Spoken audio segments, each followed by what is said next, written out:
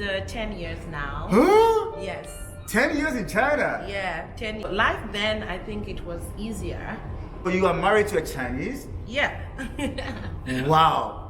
I think that was the worst experience for me because I was so scared. I was nervous. You were nervous? Yes, meeting because the Chinese family? Yes. Okay. I've heard a lot of things. Even when I was dating him, some Chinese people were approaching me. I was afraid that maybe she would ask me questions like this and I didn't know how to answer. Right. Right. So they see him as a foreigner? Yeah, they don't see him as Chinese. They see him as a foreigner. As in, like, the public cannot accept the fact that he is Chinese because Wow. it's different. Oh. Yeah, it's a huge difference. It's a huge problem in China when you look at that.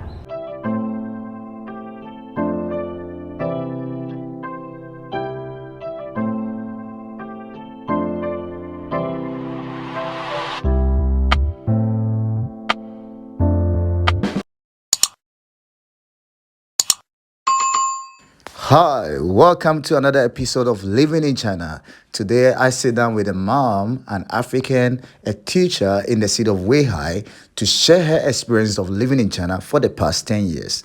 Let's enjoy this video. Hi, welcome back to Blessy's World. Today I have a special guest on the channel and I'll let her introduce herself. But before we do that, if you are here for the first time, don't forget to subscribe to this channel and be part of the family. Who do we have here today? Rodah Zhang on YouTube. It's good to meet you guys. Okay, so who is Rodah Zhang?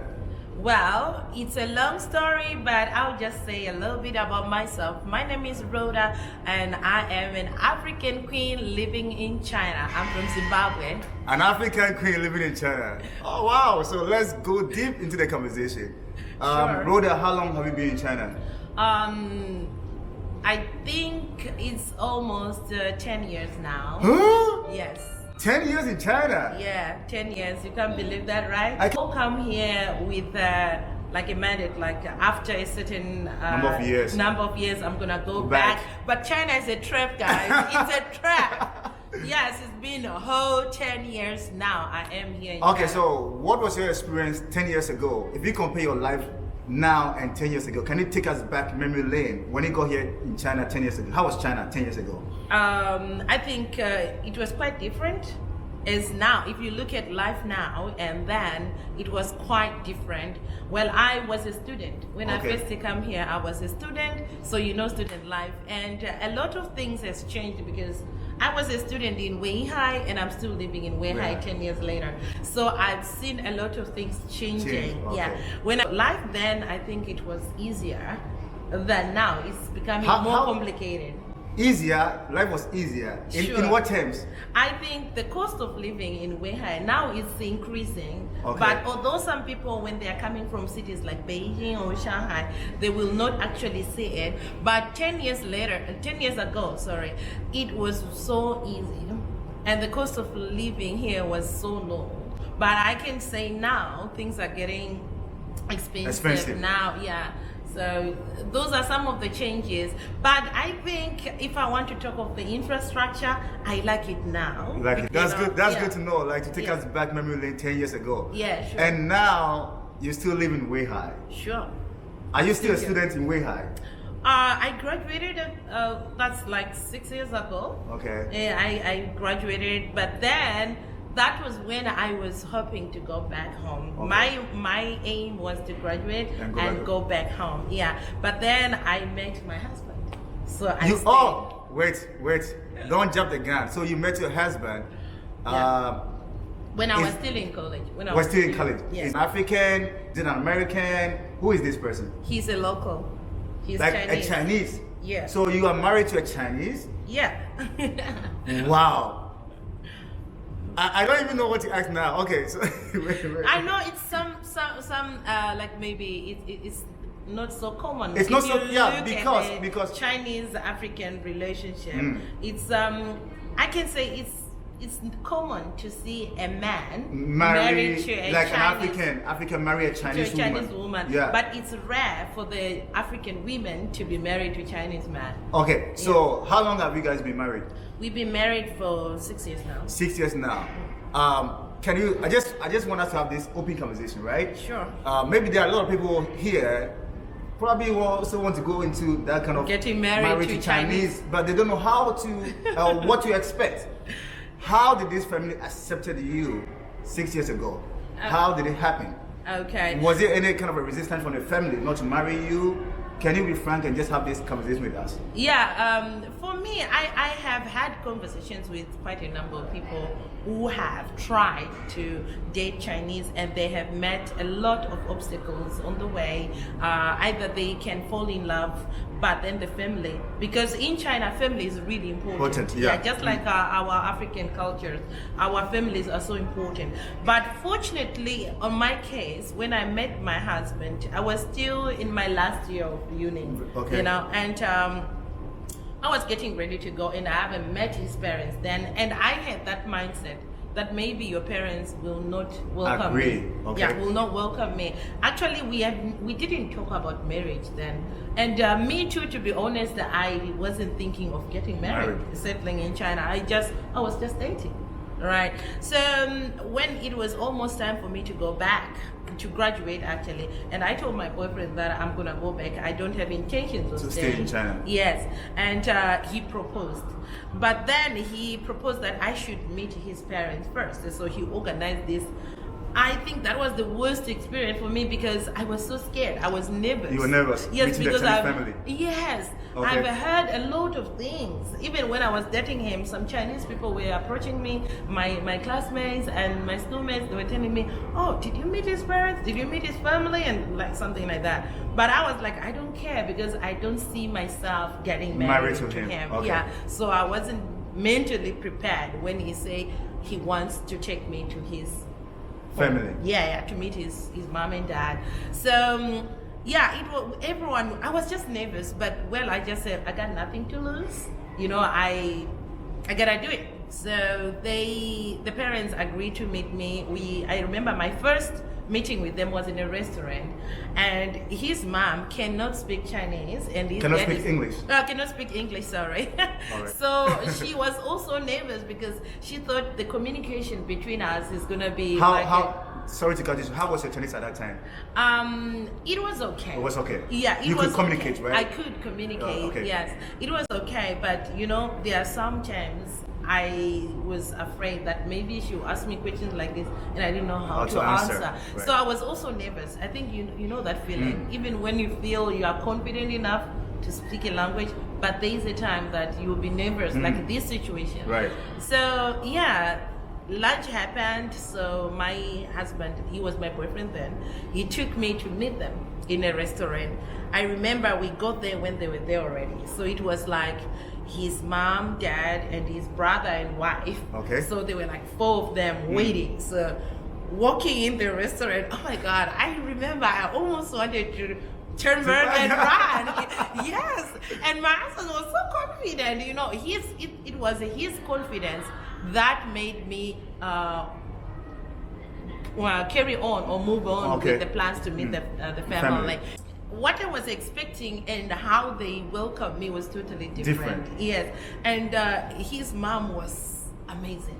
And I remember entering the restaurant, and she was like, "I want to sit next to you."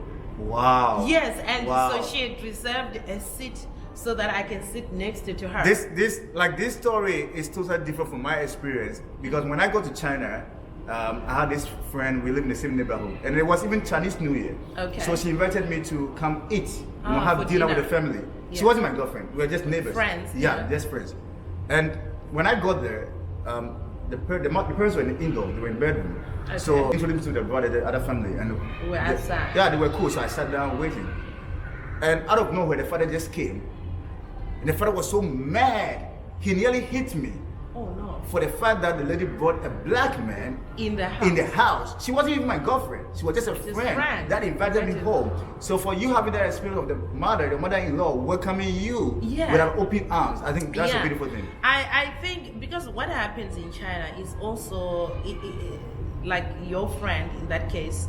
Your friend maybe didn't talk to the parents first before she took you there. Yeah. So it was a surprise for them.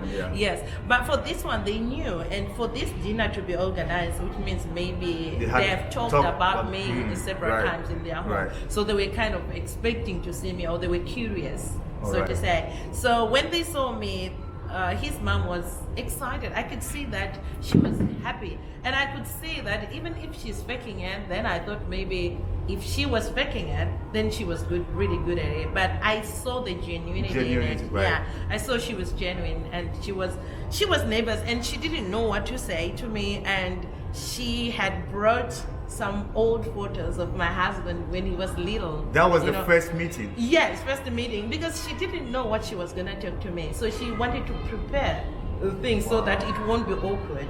So my husband didn't even know that her mom was gonna bring old photos of him since he was young. He was in kindergarten, he was in school and university, you know, all those like over the years. And yeah, we started to laugh. It kind of eased the tension. Oh. Yeah. So I felt welcome from the word girl. Oh, that was the first. That was a meeting. beautiful experience. Yeah. That was a beautiful it was. experience. So it kind of changed my mindset about the Chinese people. And their children wanting to marry outside their race. Okay, so apart from the immediate family accepting you, was there any form of resistance? Maybe going out with your husband and you meet other Chinese women, how were they reacting to you? I mean 6 years ago was a big deal. Yeah, it was. I can say like 6 years ago. Actually, I started going out with my husband before I met his family. Okay. So yeah, I could see like people staring at us. It was kind of new. I know in Weihai, I was the only black girl then. You know, I was the only African girl in Weihai. In Weihai, that time? Yes, that time. And I was a uni student. So I was kind of like, I was well known, sort of. So each time I go out with my husband, we would you get stares, those, people staring at yes. you, taking videos of you. Then people were not doing videos, but people were just like curious. I think now it's better that they have phones, they can do this, right? And record but you. then it was like people would just take you like this. It was kind of weird, but well, I can say we overcame that. My husband was like, okay, this is my choice. You know, it has nothing to do with them. So he was like, you don't have to worry about. What did your husband do different to help you in that situation for you to be very comfortable? Feel very comfortable. I can say another part was not just my husband doing something. I think it was me mentally preparing myself that, okay, if I am going to choose this, I have to be prepared for this. And a lot of things I just have to overlook them. I don't have to consider. And I tend that after that, I tend to not see. When someone is staring at me, I just don't see them. You know, I look past them. And I also understand it could be curiosity in the process. They are curious. Maybe they've never seen a black person in real life or what. So I just accepted it, you know. And I realized with time, like I told you, I was the only black girl in Weihai. At that time? Yes. So the places I used to go, I became like kind of well known. So that staring and stuff stopped because people knew then that, oh, this girl can speak Chinese, and they just, oh, hey, Ping Ping. And even when I'm walking, I'll just hear, Ni hao, Ping Ping. You know, that's my Chinese name. Okay. So because Weihai was small, it wasn't that big. Even the buses I used to take, the drivers knew me. Yeah, and those days gradually stopped. Yes, I just felt like I fit in. So yeah. Do you think like you having a command of the Chinese language at that point in time really helped you to settle down with your new family? Yes, of course.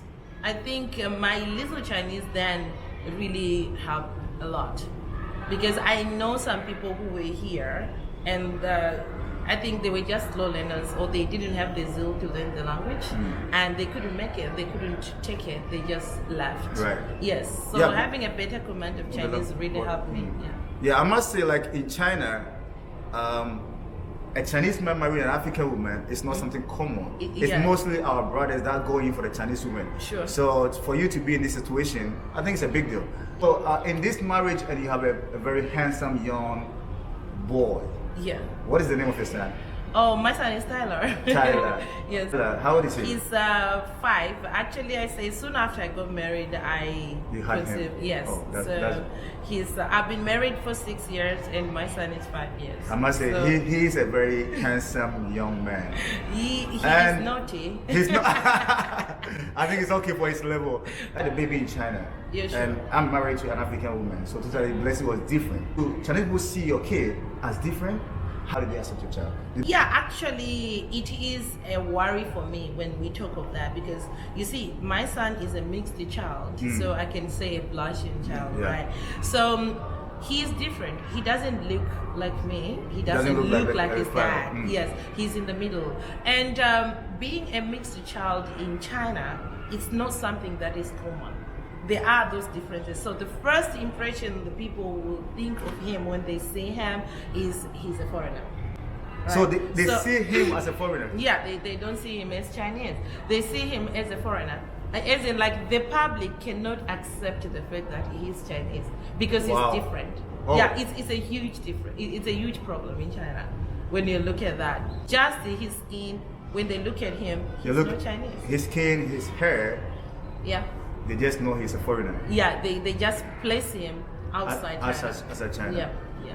So what are you doing as a mother to build his confidence level? Because obviously he'll go to school and he'll look at himself as different, and among his peers they're gonna like, you are different, why go and a foreigner? So Yeah. what are you doing as a mother to build the confidence of your child in a society like China? Like currently, right? Yeah. Yeah. For me now, he understands this. Actually, I have a video I did on my channel. I think I spoke at length about that. The challenges Blasian children have in China, because I think there is still that stigma, against them. The Chinese people haven't actually or totally accepted that these children exist, and they are still Chinese. Yes, because of the skin. The skin color is different.